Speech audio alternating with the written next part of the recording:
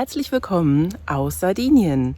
Wir nehmen euch jetzt in den nächsten 2 Wochen mit auf der Insel in der Nebensaison, zeigen euch natürlich unsere schönsten Stellplätze, aber auch alles, was ansonsten für Camper an Logistik noch wichtig ist, also Strom, Wasser, Müll und so.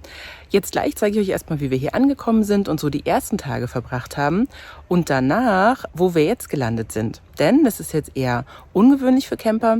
Wir sind auf einem Agriturismo und helfen hier als Roofer mit. Was das ist und was man da macht, erkläre ich später auch.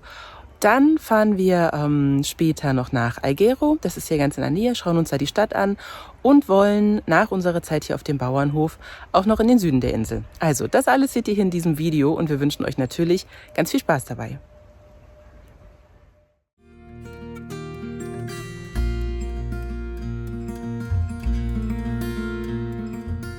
Wir sind mit Corsica Ferries von Toulon nach Porto Torres gefahren. In der Nebensaison gab es nur noch Angebote über Nacht, deswegen haben wir uns auch eine Kabine geleistet. Und für die Hin- und Rückfahrt haben wir mit dem Bus insgesamt 440 € bezahlt. Am frühen Morgen hat die Fähre einen Zwischenstopp auf Korsika gemacht und dort sind wir mit dem Sonnenaufgang weitergefahren und dann um 12 Uhr auf Sardinien angekommen.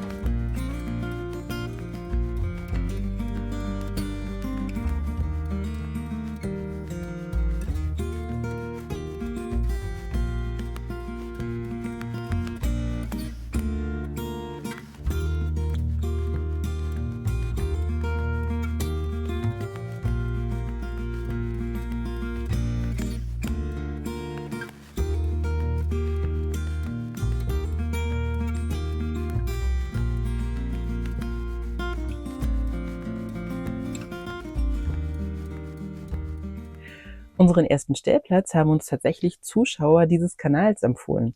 Nochmal ganz herzlichen Dank an Maria. Nur etwa eine halbe Stunde vom Fährhafen entfernt steht man am Porto Palmas Beach um diese Jahreszeit fast alleine und auch fast am Wasser.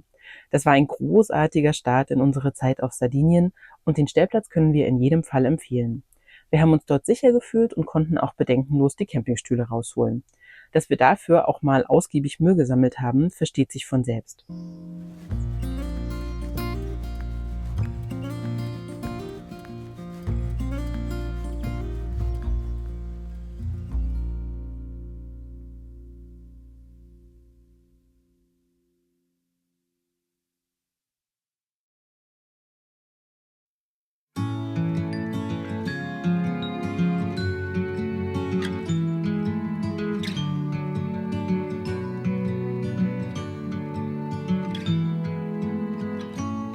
I've been down, I've been everywhere, but I'm alright now, I'm alright.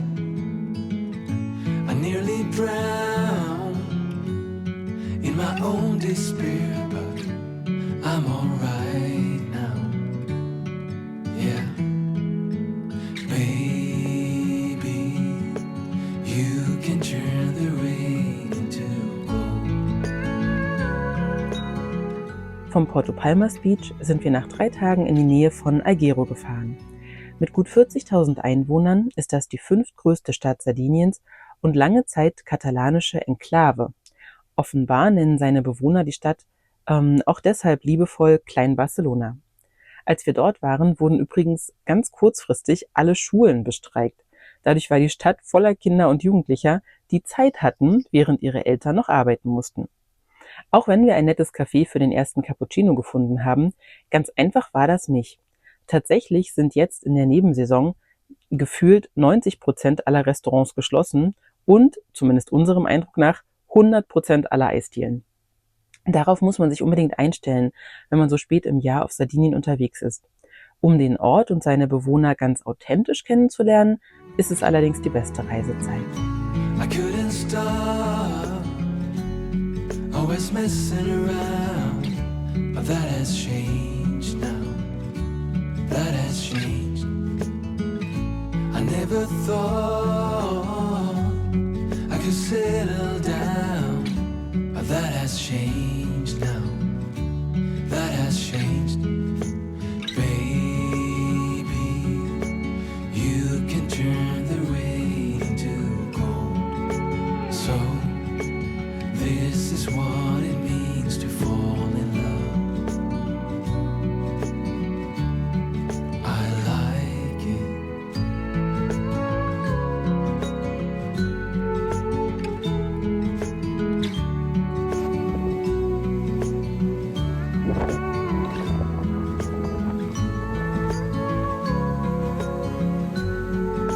Richtig spannend finden wir die sogenannten Erdbeerbäume, die hier wachsen.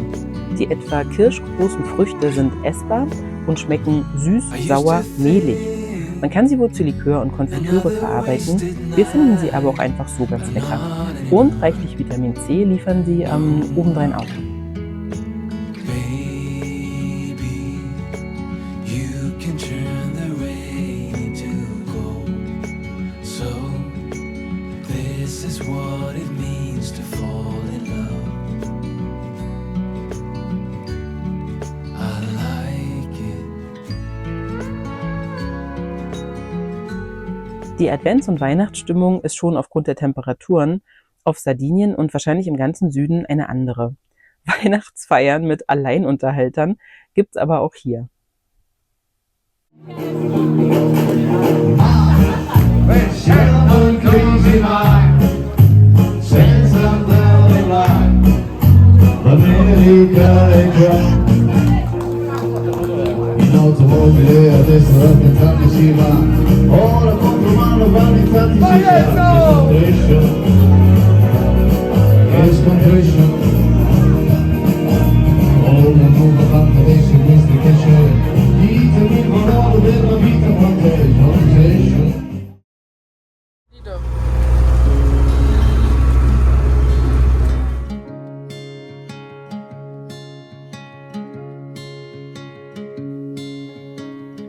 Okay, jetzt mal zu ein paar Camper-Infos.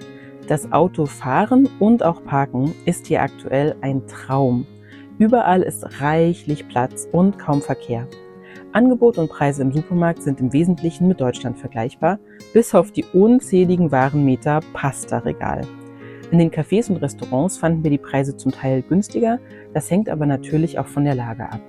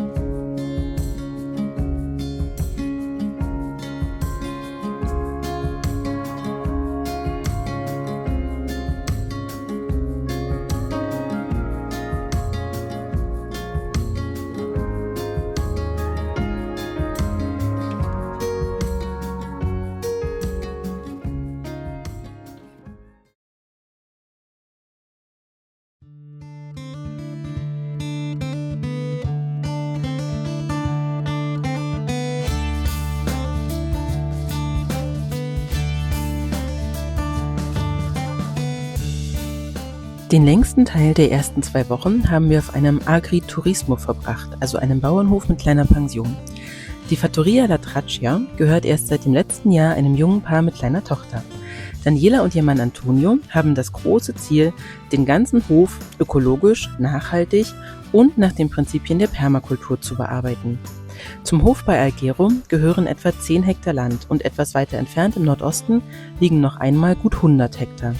Dort halten die beiden Schafe und Kühe und bewirtschaften außerdem einen alten Korkeichenwald. Hier beim eigentlichen Bauernhaus gibt es Olivenbäume, Weinstöcke und einen kleinen Gemüsegarten. In den nächsten Wochen werden außerdem noch eine ganze Reihe Obstbäume gepflanzt.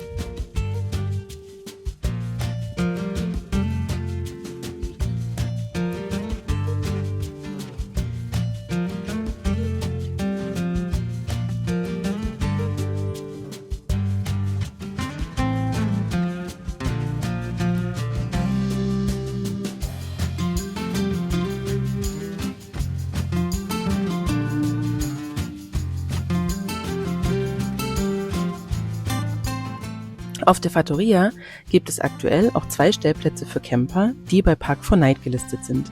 Man bekommt nicht nur eine großartige Aussicht, sondern auch Strom, Wasser, Toiletten und Duschen. Im nächsten Jahr kommen vielleicht sogar noch weitere Stellplätze dazu.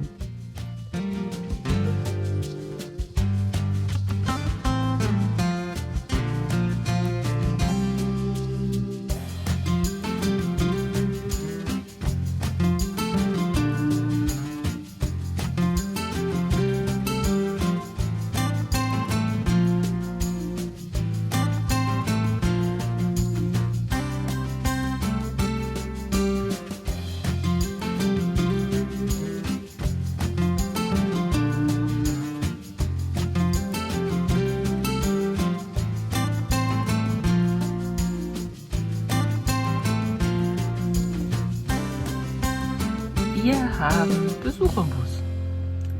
Luna, die hier wohnt, findet super, hier mal vorbeizukommen. Lotti und ich haben hier eine gute Woche als sogenannte WOOFer mitgearbeitet.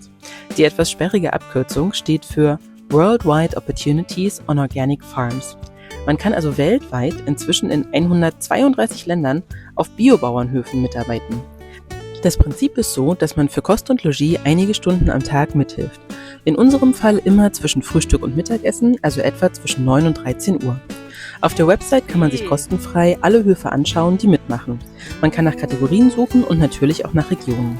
Wenn man dann einen Hof tatsächlich kontaktieren möchte, muss man sich bei der Woofing-Seite des jeweiligen Landes anmelden und das kostet als Jahresbeitrag so zwischen 20 und 30 Euro. Danach kann man sich bei so vielen Höfen melden, wie man möchte. Ich habe schon einige Wochen bevor wir hierher kamen 6 Höfe angeschrieben, die mir auf Sardinien gefallen haben und die Fattoria hier ist es am Ende geworden.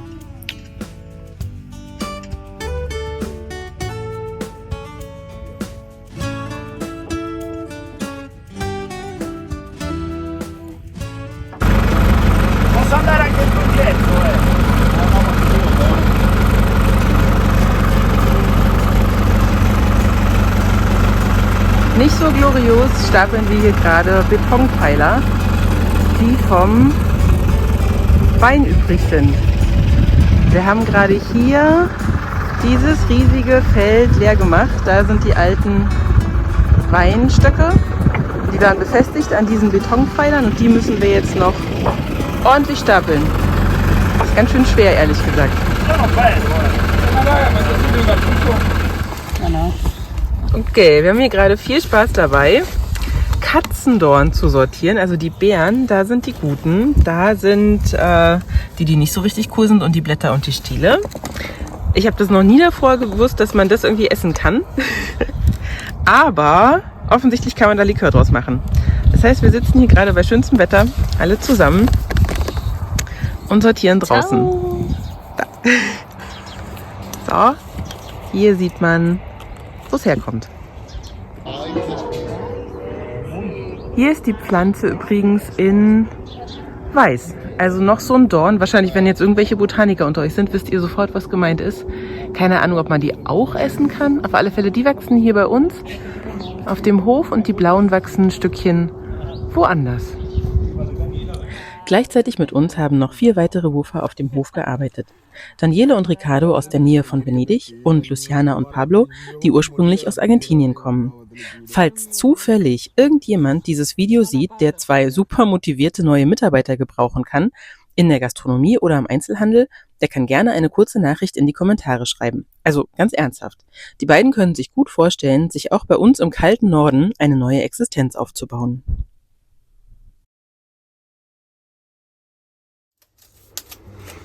Okay, wir sind irgendwie hier bei 20 Grad noch gar nicht so richtig in Weihnachtsstimmung, aber damit sich das ändert, macht Lotti uns gerade einen Basketterstern. Und dann wollen wir so ein bisschen mit Adventsdeko anfangen im Bus. Der soll dann am Ende da oben hängen und noch eine kleine Lichterkette reinkriegen.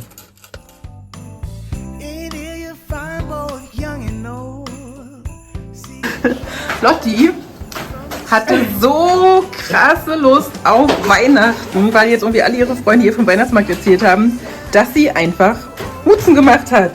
Wer das nicht kennt, das sind ganz typische Weihnachtsmarkt-Spezialitäten aus Norddeutschland. Und jetzt hat Lotti hier in unserer italienischen Küche gerade Mutzen gemacht. Und es werden noch immer mehr. Und die schmecken richtig, richtig, richtig original. Dahinter sind übrigens Fischstäbchen, die zählen jetzt gerade mal nicht.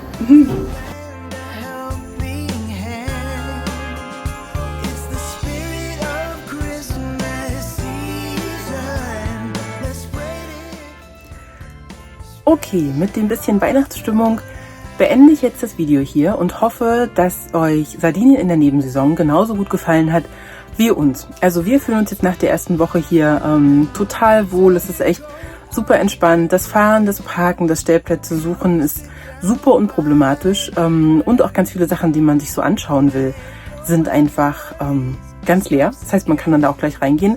Das Einzige, was echt ein bisschen blöd ist, ist, dass so viele Restaurants und Cafés zu sind. Also Eisessen haben wir jetzt irgendwie noch nicht geschafft. Das versuchen wir dann mal in der nächsten Woche. Aber wir sind ganz gespannt, wie so der Süden der Insel ist und was wir hier sonst noch entdecken. Also, euch einen total schönen 2. Advent und bis nächste Woche.